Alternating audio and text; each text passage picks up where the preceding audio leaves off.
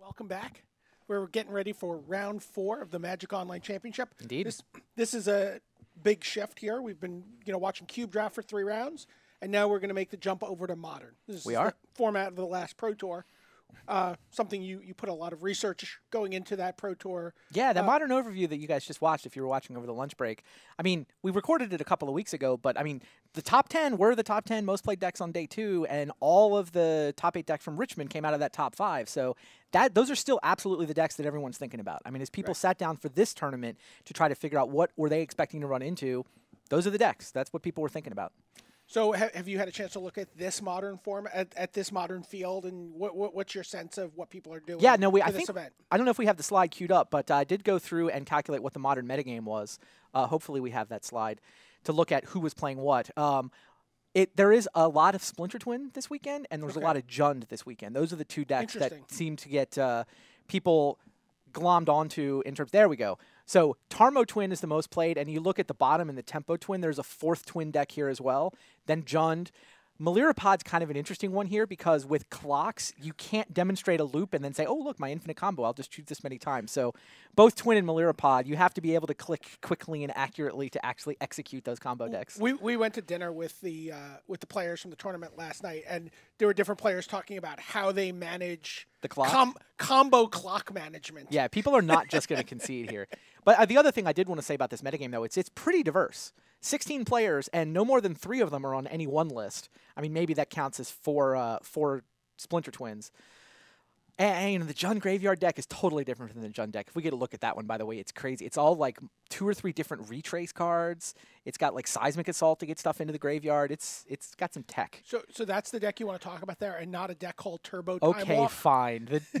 Yes, the Turbo Time Walk deck. Turbo, for anyone who's been playing Magic for more than 15 years, can tell you, means there's Howling Mines in the deck. Right.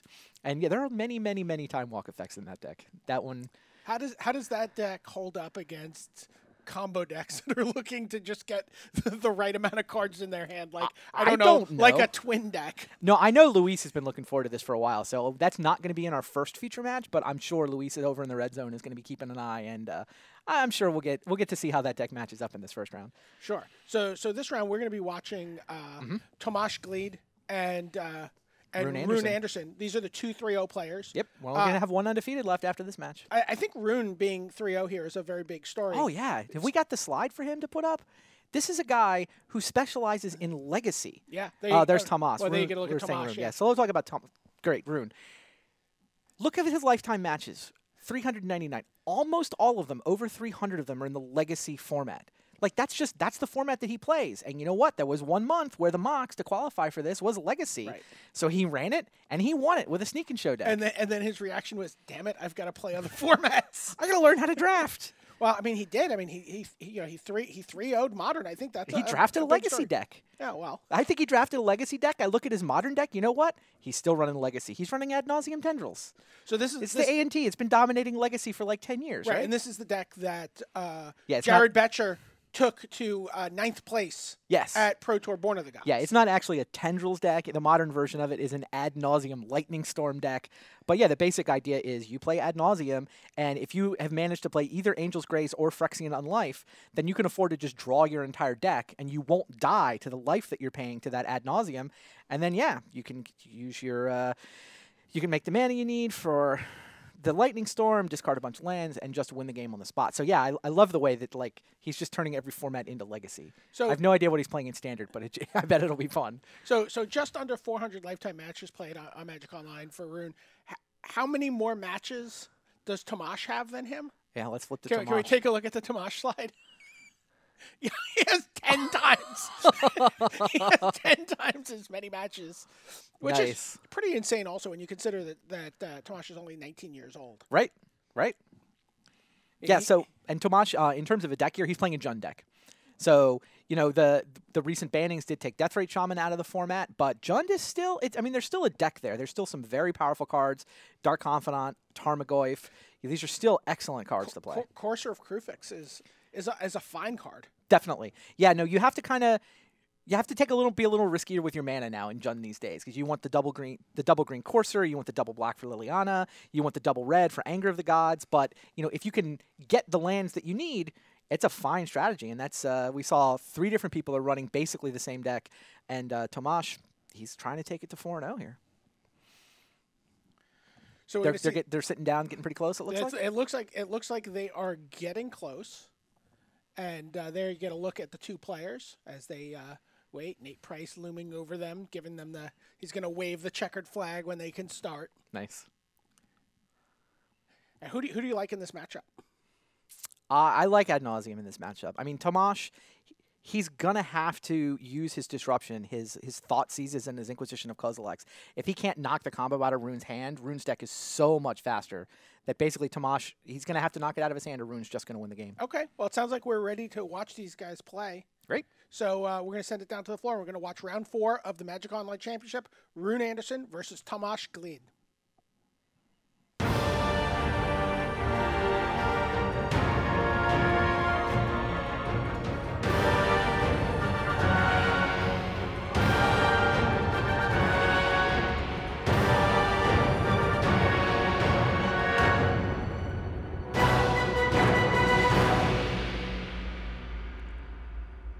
Hello and welcome to round 4 of the Magic Online Championship. I'm Brian David Marshall. I'm joined by Pro Tour Hall of Famer Randy Buehler. We've also got another Pro Tour Hall of Famer, Luis Scott Vargas, who'll be chiming in from the red zone, keeping us up to date on what's going on. And we're going to watch Tamas Glied versus Rune Andersen playing at 3-0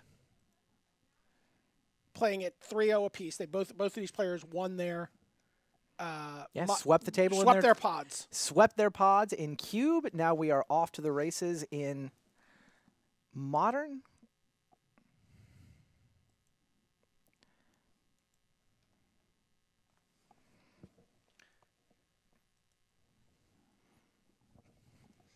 There we go. We lead off with a Blood Crypt and a Thoughtseize. That's a painful opening. Wow, not really. I think Tamas is delighted to have a Thoughtseize. These guys don't know each other's lists at this point, so Tamas will be even happier to be leading with a Thoughtseize once he realizes what his opponent is playing, which presumably is going to happen as soon as the spell resolves. And there we see what he's looking at. Right, so yeah, he sees the Simian Spirit Guide, he sees Peer Through Depths. Tamas knows what's up now. He realizes he's playing against Ad Nauseam Tendrils. This is not the best draw in the history of an Ad Nauseam Tendrils deck. Got a couple land, Peer Through Depths. The layaway counterspell. It's not quite free. I mean, the turn Rune goes off, though.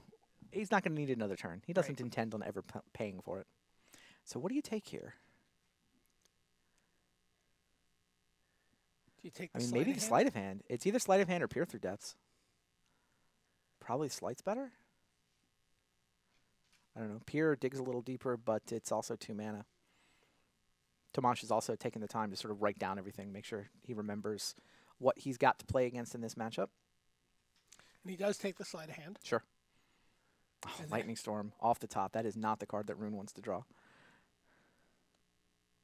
Wants to leave that one copy of his kill card deep into his deck, if at all possible. Here we see what Tamas is working with. Terminate, not going to be... He's got Dark Confidant. Terribly exciting, yeah. Yeah, what turn 2 Dark Confidant is. Yeah, no, he's got to get a clock out. I mean, he'd also love to draw some more disruption spells.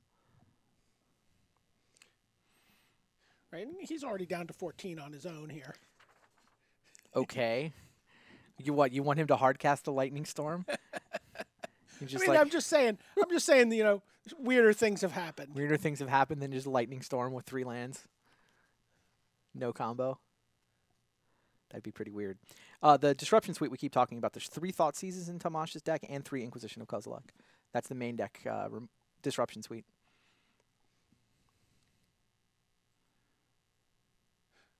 Looks like Tamas drew a land off his Dark Confidant, or revealed the land. Now what? You just run out Courser, right? Yeah. Assume he can get untapped green mana.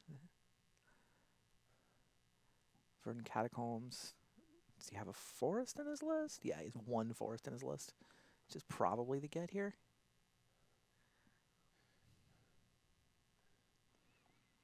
Li Shitian is sitting at home looking at these mana bases and being, why can't I be there? Yeah, feels like there was a week there where everyone was terrified of Blood Moon, and now, no. Now the Blood Moon's is just a PT thing. We're done. See a Raging Ravine on top of his deck after Courser of Krufix comes out. Yeah. He's already played his land for the turn, though. Right. But he's going to reveal that off Dark Confidence. That's pretty sweet. A fine point. Yeah, you can see how this match plays up. Jund doesn't kill very quickly. Like, it can knock at your hand. You know, it can stop you from winning if you're playing creatures. But, I mean, he's sitting on, you know, an Abrupt Decay and a Terminate. You know, the only way to kill the Jund deck super quickly is with a combo. But that's exactly what Rune Andersen's got going on. So, peer through depths into Serum Visions. Draw sleight of hand. It's all coming together. Okay.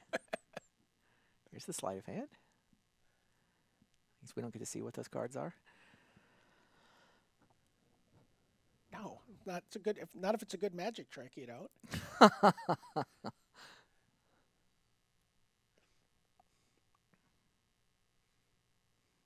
Yeah, Rune's goal here is to find. Oh, he's taking a land. And he's gonna really want 5 mana on the turn he goes off, maybe 6. Because his dream is he wants to find a copy of Ad Nauseam. That's a 5 mana sorcery. He also wants to play an Angel's Grace on the same turn so that he can't die on that turn. That's 5 + 1 is 6 mana. Right. I mean, Phyrexian Unlife you can play in advance if he comes up with that as his way to stay alive. Well, there's the Angel's Grace. Step 1. Yep. Yeah, it needs to find an Ad Nauseam. Now that Simian Spirit Guide is a mana. So 5 lands in the Spirit Guide would be plenty good enough for him to go off.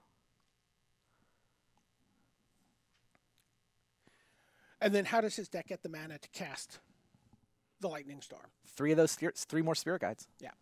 And he can tap out for Ad Nauseam and Angel's Grace because he knows there's 3 more Simian Spirit Guides in his deck. That's the 3 red mana he needs to cast the Lightning Storm. A Lightning Bolt sitting on top of Tamas's deck.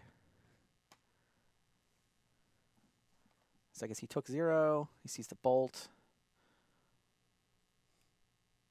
He's going to attack for 4 and play a Tarmogoyf. Yeah, he's just trying to force Rune to go off before he can stitch everything together. It's pretty decent clock. I mean, in terms of how quickly Jund can attack you.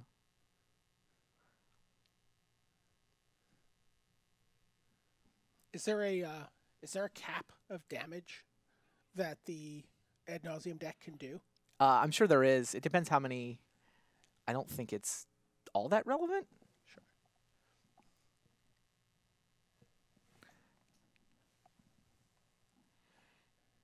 So Tarmogoyf does come down.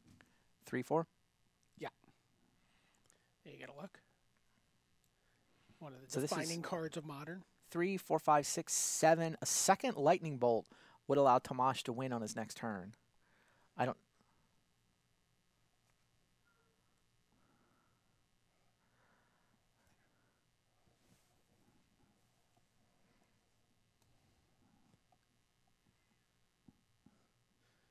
Liliana's on top now. Yeah, Liliana. This is a card that actually made its Jund debut more or less in the mocks when Reed Duke played it a couple years ago. Sure.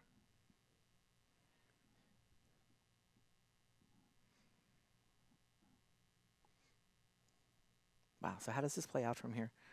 Tamas is going to attack. He's going to apply as much damage as he can. That's 7 damage. It's going to drop Rune to 5. Rune is going to have to go off next turn, which is bad news for him because he's not actually holding a copy of Ad Nauseam. Anything to go off with? I mean, he can cast Angel's Grace to survive another attack phase, but then he doesn't have the Angel's Grace for his combo.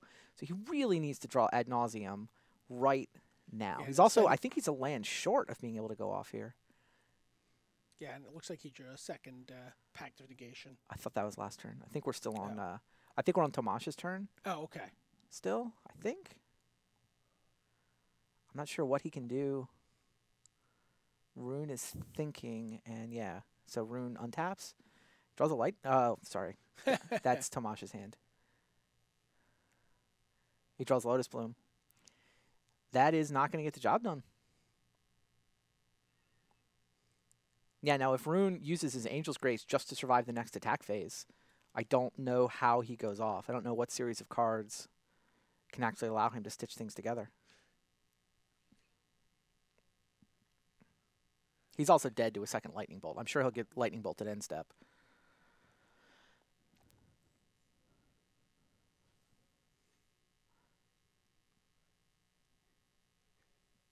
See him thinking there.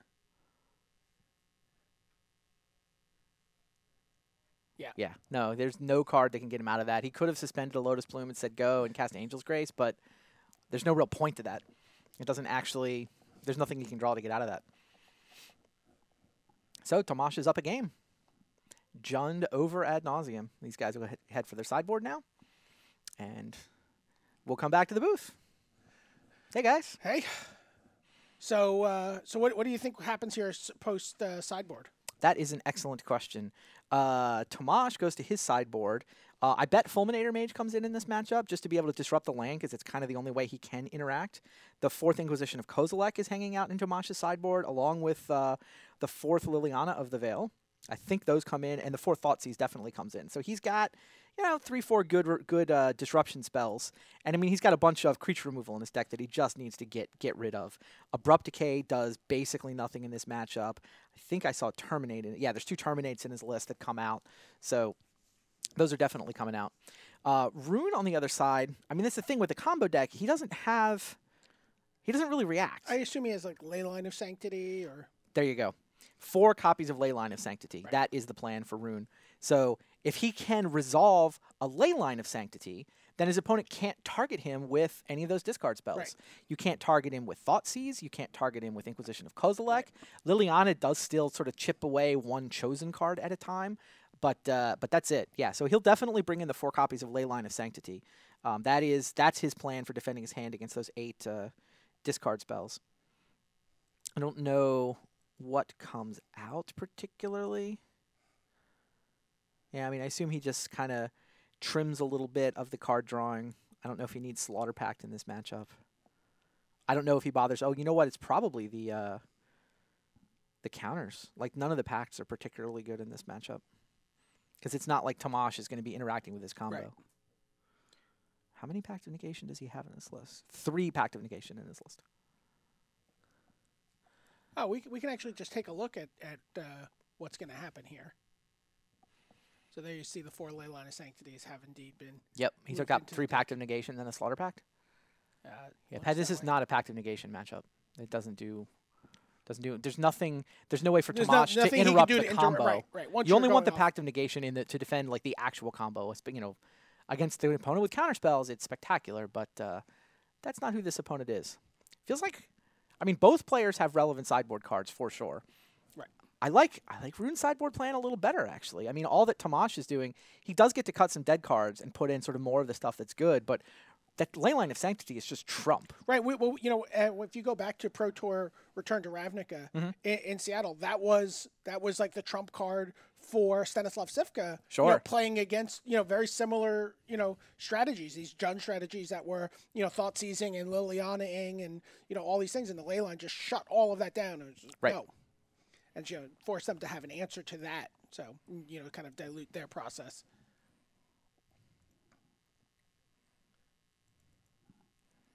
All right, we'll get ourselves into.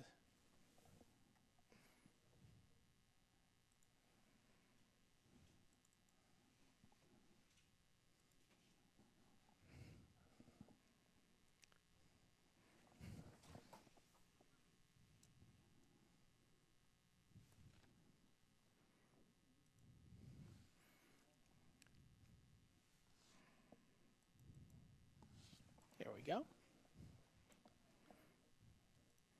And looks like no Leylines of Sanctity, but we do have an Inquisition of Kozilek.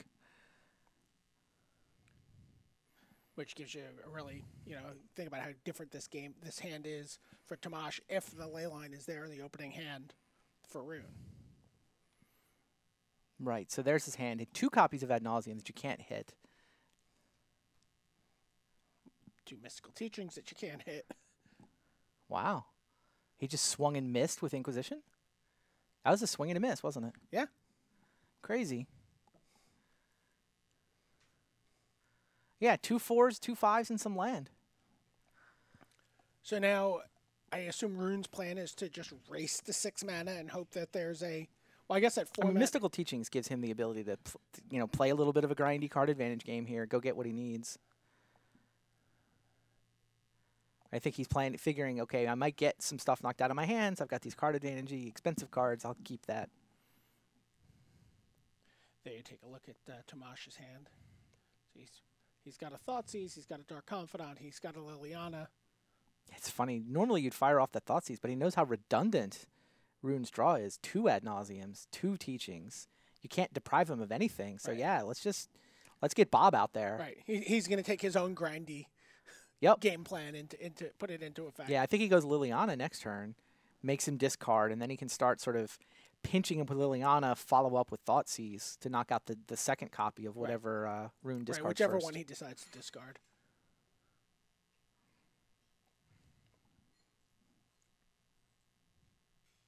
Oh, Abrupt Decay is still in Tamash's deck. I guess there are only about 4 relevant cards in the sideboard, so some stuff had to stay in. Yeah, maybe he's worried about the Simian Spirit Guide beatdown plan. No, well, Phyrexian Unlife you can hit. You can destroy Phyrexian Unlife. It's a 3-mana enchantment. Just there's only 2 copies of it, so. Right. Yeah. And you can, in fact, guard against the Simian Spirit Guide beatdown. I mean, we've seen that happen in Legacy, certainly. Sure, certainly. You would never put a card in your deck to kill Simian No, Spirit of course Guide. not. Of course you would not, but... All right, now things get a little tricky. Rune discards a land? Oh, no, it's still in the stack. That's the fetch land from before. No, he just discarded a land. Oh, we flipped hands. So there's Rune's hand. He's got to decide, what does he want to discard to Liliana? The second Teachings? The second Ad Nauseam? That can't be the land. No, right. The land turns everything on for him, right? Exactly. He's able to go get an Unlife. Not an Unlife, I mean an Ad Nauseam. I'll get there eventually. Grace. Angel's Grace. I mean, the card to discard is Mystical Teachings, right? It looks like he was for Ad Nauseam. If he knew about the Thoughtseize, he would certainly discard the second Teachings. He knows it's... Oh, he's got a Lotus Bloom. I forgot about that. He keeps drawing that Lightning Storm. Yeah, Lotus Bloom 1/2. So he's up to 4. He's going to get 2 Mystical Teachings. He can potentially get an Angel's Grace. What's going to happen, though, is that Thoughtseize is what's going to happen. 3 Tarmogoyfs in hand for Tamash. This feels pretty good for the Jund player, right? Liliana's going to tick up. He can play a Tarmogoyf and cast a Thoughtseize.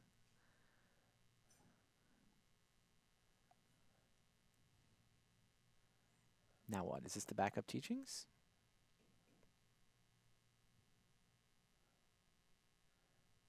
Yeah, you have to ditch the Teachings here, I think. I think so too.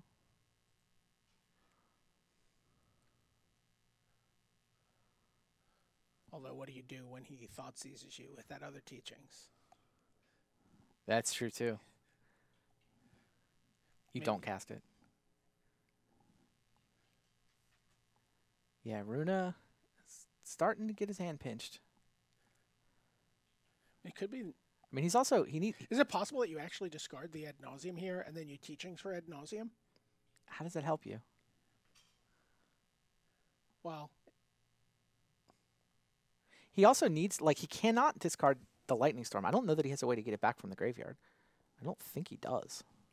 And there's only there's one Conjurer's Bauble. I think Conjurer's Bauble can put it back in his deck. The Lotus Bloom gives him the mana he needs. So last game he had trouble getting to 6 mana. The Lotus Bloom 3, he's kind of at 7 mana. He could have actually held back that. No, he had to play the City of Brass for the Teachings. Yeah, I mean, if Tomash is out of stuff, then you would discard a Teachings here. You would cast the other Teachings for Angel's Grace. You're set up to go off in 2 turns. Right. But you have to be worried about Duress, Thoughtseize, etc. Absolutely. I don't know how you play around that, though, from here. I mean, I guess he can discard the... Does Conjurer's Bauble do what I think it does? Does it put any card back in your deck? Yeah, puts it back on the Puts it on the bottom? So you can discard Lightning Storm then, right? I mean, if he does successfully go off, he will get 2 draw Conjurer's Bauble. And that's the conclusion he came to. Yeah, he's got all 4 Simian Spirit Guides left in his deck, so he can spend a mana to activate the Bauble to get the card. Makes sense, yeah. Lightning Storm. He's obliged to go through a Conjurer's Bauble now, but he can do that. So Bob's going to hit him. Now, is Tamas going to Thoughtseize here, or is he going to just let Rune Teachings? Clearly Tarmogoyf. You just Thoughtseize here, right? Take the Tendrils? I mean, I keep calling it Tendrils. Take the Ad Nauseam?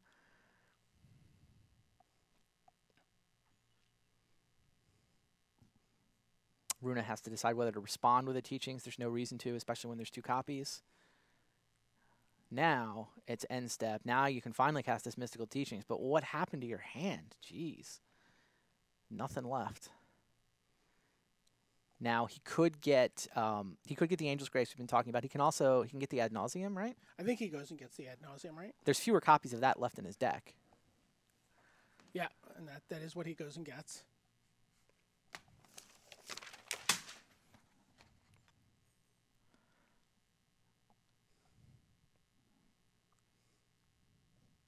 He just drew the Conjurer's Bauble.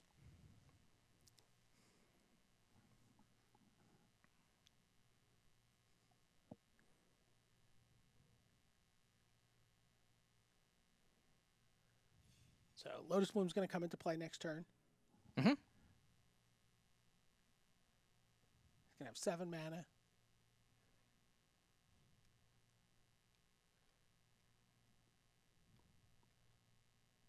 Although, what does he discard to Liliana here? Oh, drawing the Bauble was terrible. Wow, is that going to cost him the game? Drawing the Bauble, he cannot afford to discard the Bauble given that he already discarded the Lightning Storm. The 2 1-ofs in his deck that constitute his victory condition, and he just drew them back to back when his plan was to discard. Bauble draws you a card though, right? So. Oh, but then he doesn't have the mana for then he can't Teachings. Right. Yeah, he's really just... That was a terrible draw. His plan was he was set up to I'll just discard whatever I draw here. Yeah, exactly.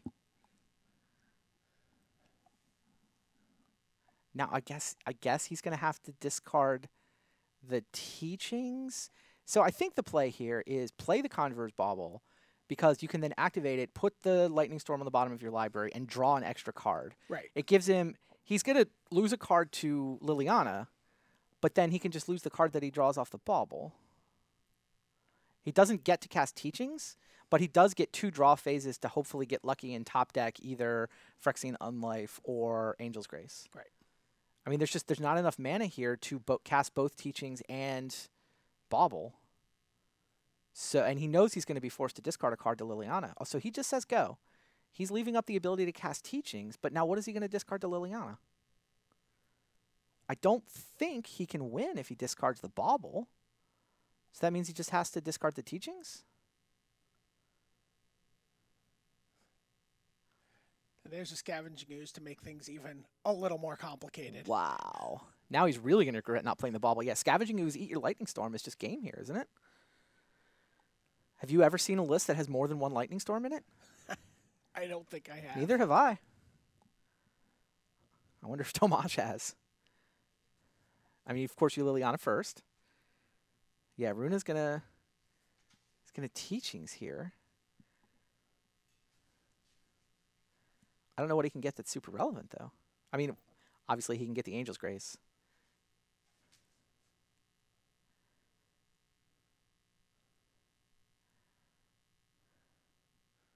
And you see Rune's hand. We're waiting to see what he's going to get. Liliana's on the bottom of the stack.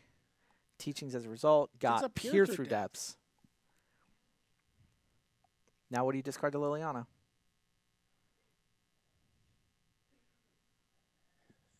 You get a Peer Through Depths to discard it, yeah. Yeah, I think, and now he's going to lose his Lightning Storm. Yeah. Yeah, playing the Bauble there would have helped him on 2 different axes. Crazy. 0 mana cantrip artifact was the key to this game. Who'd have thunk it? And Rune falls to 7. It costs 1, actually. Oh, it costs 1 to play. Yeah. Sure. I forget if it's 1 to play or 1 to activate. It's 1 to play and then 0 to activate. Yeah. Just tap it. So here comes the Lotus Bloom. So if he just draws... Oh, but even if he he can't win anymore. Yeah, there's green mana, and Scavenging Ooze has the ability to eat that Lightning Storm. I don't know how he wins. And then he draws the Leyline of Sanctity. Wow.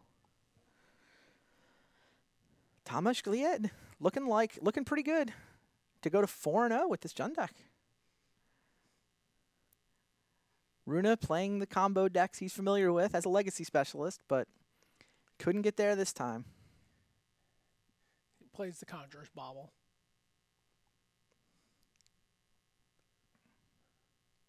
And it's just 1 bauble, right? Yeah. 1 bauble. I mean, maybe he brought in the Laboratory Maniac. Maybe there is another way to win. Right. But responds to the bauble with the ability from Scavenging Ooze. Yeah, I guess there's a chance he has the Laboratory Maniac in his deck, but he doesn't have an Angel's Grace, so no. He's got no way. So there you go, Tamas Glied. Yeah, that was full Lemony Snickets for Rune Andersen. Series of unfortunate events. Yeah, absolutely. All right. Wow. So that was kind of crazy.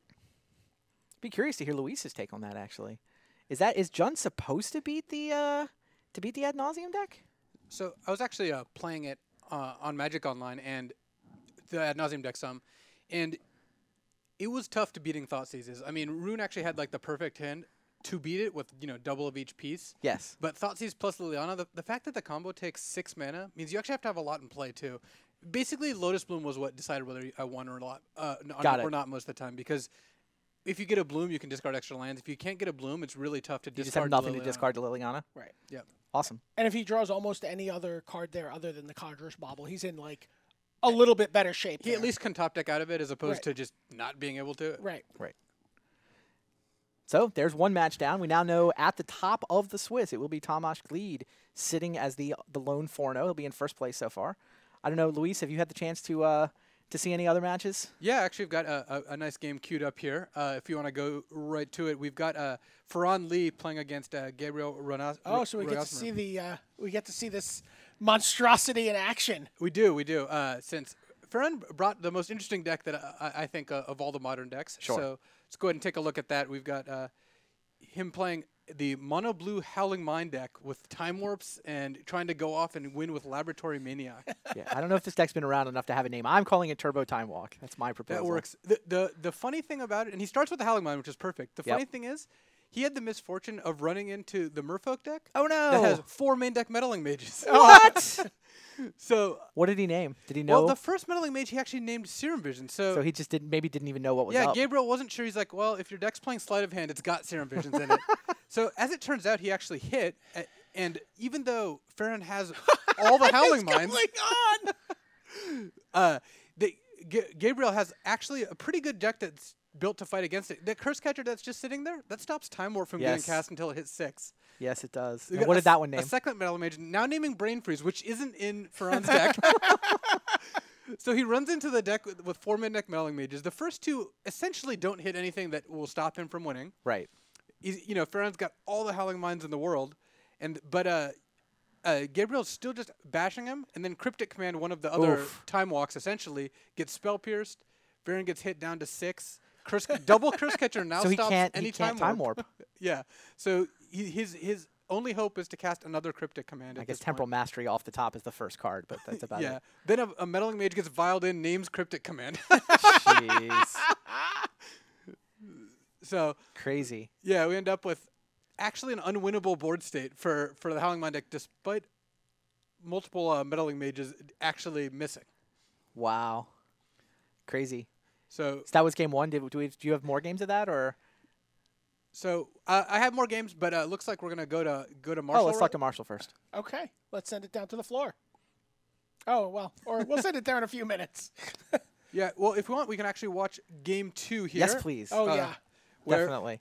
now the meddling mages come in or are in the deck, which would make sense. You expect to play against post-board meddling mages. But Sure. all right, but we got it queued up and ready to go. So we're going to go ahead and see if Farron can actually deal with meddling mages after sideboard, because presumably he's got answers to them at this point. Curse Catcher, of course, still one of the best cards in the deck against the Howling Mine deck. French does have a Howling Mine here. So the turn 2 Howling Mine is actually the biggest predictor of victory in this deck. But he had turn 2 Howling Mine, turn 3 and 4 double Howling Mine last game, and he wasn't able to beat Meddling Mages plus Curse Catchers. Howling Mine is also one of the best cards in the Merfolk deck. Yeah. It just draws you more Meddling Mages. Spell Snare. Spell Snare fights Meddling Mage. Dispel forces it through. Oh, Dispel? Yeah, Dispel forces it through, and then he names a Cryptic Command off Meddling Mage, so he gets the first Time Warp down. Just smashes for a bunch more, and then plays a Silvergill Adept. What I really wanted to see, though, was Rogazner going off, because he has Phantasmal Images, too. He can copy his Meddling Mages. So the Time Warp deck played against the 8 Meddling Mage deck with Curse Catchers in it. And Spell Pierces, yeah. And Spell Pierce's main deck. So jeez, and his Mutavaults get pumped by all the lords, so that's a 4/4 Mutavault. The Time Warp deck is definitely an interesting metagame call, but as it turns out, that was not the deck you wanted to face. What a brutal matchup. Second only to the Burn deck. Yeah, exactly, yeah, where you Howling Mine them into a bunch of Lava Spikes. So that wrapped up that game there. Crazy. That's insane. Yes. Yeah. So it sounds like we are ready to go to an interview. We have Marshall Sutcliffe on the floor, and we're going to send it to him right now. Tournament area. Marshall Sutcliffe, and I'm standing here with Bing Luke. Bing, how you doing? I'm doing all right. Doing better now. Okay, so we watched your cube draft. We were actually watching you do the draft and the build and stuff. Talk us through how the draft went from your perspective. I think it started off well. Grave Titan's one of my favorite creatures to draft, and then opening the Karn next, really put me on where I want to be. They play well together. They do well with the same cards, long controlling cards, maybe some ramp artifact ramp cards, and then really just put it away as fast as you can. That's where my deck ended up going. As you can see, I started having, I think a lot of people were poaching in the same colors, so the deck didn't come together as well, and I think I got a little unlucky with the lands that were opened. There were a lot of really good fixing that was opened, but just none of it in my colors. And it ended up being a very clunky deck that I didn't expect to do that well with, but I also didn't expect to do that poorly with. Right, so you 0-3 the draft. Obviously, you weren't happy about it. Now, before we talk about Modern, though, it was just killing me. Sphinx's Revelation. Why was it in the board? Was it the double blue? You didn't have the time for it? I mean, you had some artifact ramp, that kind of thing. We were wondering why you didn't play it. Part of it was the mana requirements. It wasn't just double blue, but it was double blue and white, which I was also splashing. One of my fixtures was Flooded Strand, which makes blue or white, but not both. Right. So, I also think I had a lot of big spells and not enough things to get me there. So, I think maybe it would have been a little better than Liliana, but Liliana was just so much better on the mana. And, kind of fills, I wouldn't say the same role, but a similar role. Yeah, and we were noticing, we were counting up your win conditions, and it was like, he actually doesn't have that many, right? Like you had a Karn, but Liliana actually ended up being one of your potential win conditions outside of beating down with Venser. Beating down with Venser, yes. Yeah. Venser beats. Yeah, or the Seagate Oracle. Or the Palladium Mirror. Yeah. All right, so let's talk about Modern now. You just finished the first round of Modern. How did that go for you, and what are you playing? I'm playing Jund. It is my first one of the day, so it is going well so far. And, I like the deck. I expected a lot of Twin, and I got paired against Twin, and it pretty much went as expected. All right, now you decided to take Jund into battle here today. Have you played that deck a lot? Is it a deck you're intimately familiar with as far as playing a bunch of dailies, or is it something that you're kind of trying out early here? I've played some matches with it. I'm certainly not someone who's played. Well, I should say that I did play a lot of Jund pre-banning, but the new deck is a lot different than the old deck was. Even though it has 90% of the same cards, it has to play a much different role because it doesn't have Deathrite anymore. Biggest difference? It's just you're almost always a step behind. So you really need a lot more proactive spells, and you really need things that can kind of more resilient threats that can catch you up. Okay, but when it comes to matchups, you said you got paired against Twin. You were happy with that. You won your match.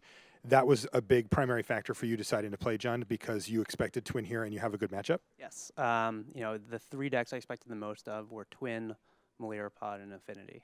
And, this new Jund deck has pretty good game against all 3 of those. Do you have a feel for what you're going to be playing against here yet?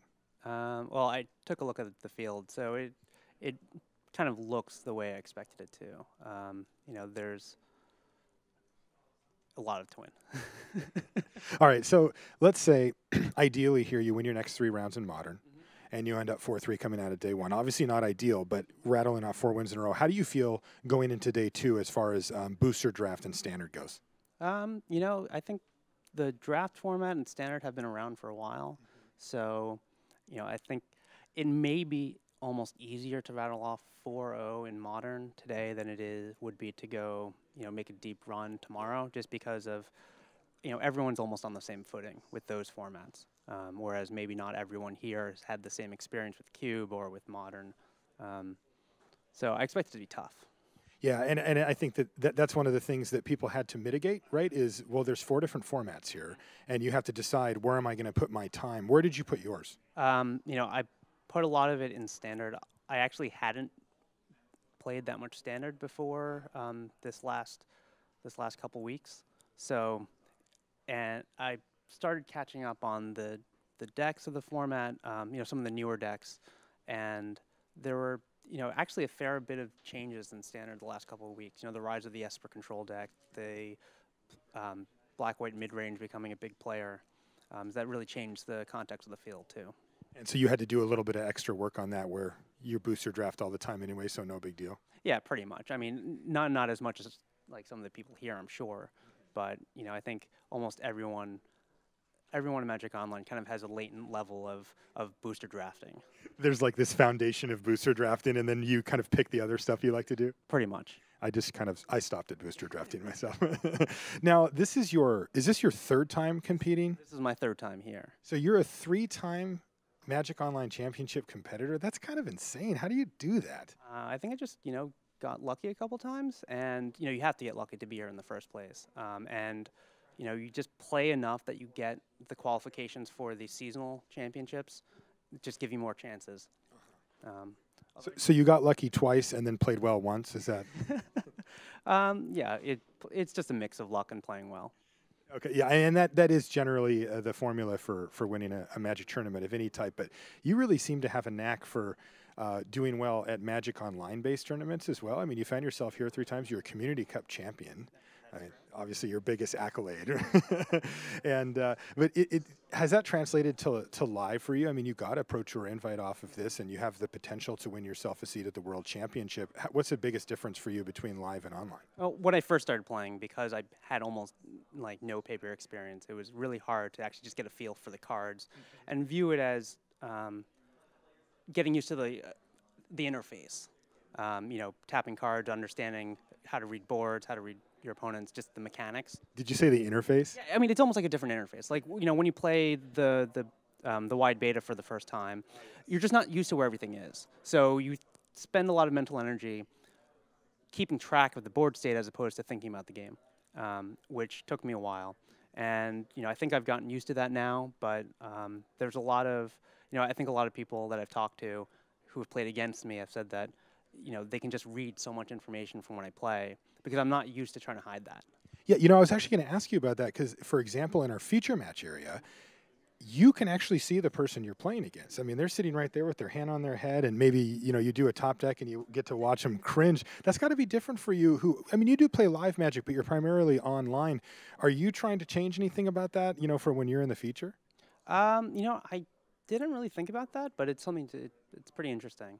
Yeah, I mean, it's funny because, I think that when you're in the comfort of your own home, I mean, you can throw your keyboard against the wall, you can yell obscenities if something bad, or you can, get a big fist pump in if you get the big win, when you might not normally do that if the person was sitting right across from you. Of course. And it's actually funny, this last match, I was playing against Twin.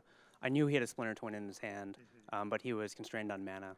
The turn before I was going to kill him, he drew a Pestermite and was about, played it, and just needs to top deck the 4th land to win. And, I'm sweating this. I'm sweating the draw step. As soon as he moves into first man, I hear someone banging on a table from across the room. I'm like, all right, I got it. and you knew right then that he didn't hit it. That's basically it. Oh, man. Yeah, that is something you don't normally get at Magic Online. That's incredible. So so looking through to the rest of the weekend, what are your plans? I mean, you're going to be playing a lot of Magic, but you're also in a nice city here on the West Coast. What's your plan? I've got some friends and family out here, so, we're actually going to be in this room for a long time over the next few days. So, hopefully, get some time off to see them. The other thing is that you don't want to stay out too late because there's a lot of money running on the line here. So we'll see how it goes. Responsible adult, Bing Luke. All right. So for Bing Luke, Marshall Sutcliffe down here in the feature match here. Let's send it back to BDM. All right. Thank you, Marshall. So we're going to take a look as we head into round 5. Yeah, that was a pretty quick round. Pretty blistering round. Modern does not look. We might have an early dinner. You might need to change that reservation, Luis. We're going to take a look at the standings. Okay. After 4 rounds, we know that Tamas Glied is in first place. We just watched him. Ansi Alkio looks like he won his round. Yeah. Rune lost to Tomasz. Lars must have won. Hannes must have won. Dimitri falls to 2-2. Corey Lack. Yeah, he's 2-2 in that order, which always feels a little bad. Corey Lack is 2-2 in the better order. The 0-2-2-0 feels so much better than the 2-0-0-2. Bruno Diaz, if we look just going the other way, he's still waiting to get on the board. He's looking to lock up winning the next event he plays in. I did not expect to see Seth Manfield sitting in 15th place right now. I got to tell you, Seth did not look like he expected that either. As I watched him a couple times today, he seems a little he's a 2-time Grand Prix champion. I mean, he's got one of the better resumes in terms of Pro Tour performance and Paper Magic performance of these guys. Yeah, and it was a number of people. I believe he was one of the players. I saw at least 3 different events where someone held a land back. They've got 1 card left in their hand after they play their spell and it's their land and they don't play it for the turn and then get mana tithe. Oh, jeez. And I feel like that happened to Seth somewhere along the way. It's just one of those kind of like, a series of, just like, oh no, what did I do? So what's our feature match this round? So it sounds like we are going to look at reigning Magic Online champion Dmitry Budikov. Okay. Playing against Corey Lack. Awesome. And Corey has an exciting deck. Yes, he does. Tournament. Whose slide is up first? Well, let's take a look. Do we have? Let's take a look at the slide for Dmitry Budikov. I suspect he's up first. Yeah, he's our reigning champion, and we're gonna get that. Dmitry, reigning champion. So 2-2 in that order. There you get a good look at him. Yeah. 15,000 matches he's played. I mean, he literally is playing in Siberia. Yes, he is actually from Siberia in Russia. So, not a lot to do. It is. I mean, there are some long winters there where you probably don't want to go outside. Almost 60% lifetime win percentage. Play some more Mikko. Yeah, and he's reigning champion, and he's really looking to. We did an interview with him early on, and he would love nothing more than to repeat. Oh, sure. As champion, that would just be. I love not something we've seen happen yet. I loved his cube deck. In Modern, he's got Jund. He's got very similar to the Jund list we just saw Tamas Glied win the first round with. So a very similar Jund list. His opponent, on the other hand, Mr. Corey Lack. There you get a look at him. Also about 15,000 matches played. I think he's got him by like 500 lifetime matches played. Sure. But Budikov had the better win percentage. Budikov's got like 4% on him. That sounds about right. Richard Garfield, PhD, a fine card. So Corey's Modern deck is saucy. And apparently, it looks like he won the first round with this. So it is Jund colored. It does have Tarmogoyf and Dark Confidant. It's even got Liliana, but like when I put the metagame breakdown together, I couldn't bring myself to just lump it in with the other Jund decks because this is a graveyard deck. He's got Faithless Looting because Liliana doesn't give him enough ways to like put value cards into the graveyard. He's got Life from the Loam in this deck. This is a Life from the Loam Seismic Assault deck, right? Yes, it is. It's also Flame Jab. It's also Raven's Crime. So it's got multiple retrace spells. It's got Life from the Loam to go with Seismic Assault. So if you go back to Grand Prix Lincoln, Nebraska. Sure. Grand Prix Hoth. Grand Prix Hoth, as some scallywags referred to it.